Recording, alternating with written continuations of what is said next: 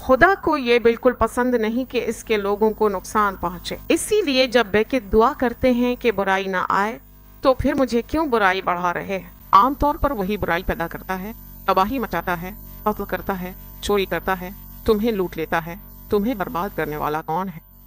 वही शैतान है। इसीलिए जब तुम रोजा रख कर दुआ करते हो तो यही तारीकी की ताकतें काम उठती हैं।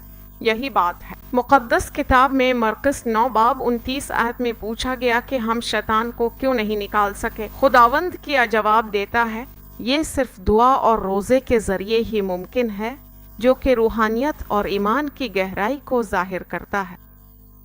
इसके अलावा किसी और तरीके से ऐसी चीजें नहीं चेबत, क्योंकि ये रूहानी मसाइल हैं जिनका हल सिर्फ रूहानी ज़राए से ही मुमकिन है।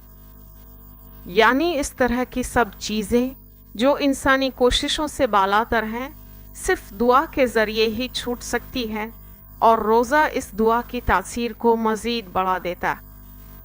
ये एक ऐसा अमल है जो इंसान को अल्लाह के करीब करता है और उसकी मदद से नामुमकिन को मुमकिन बनाता है।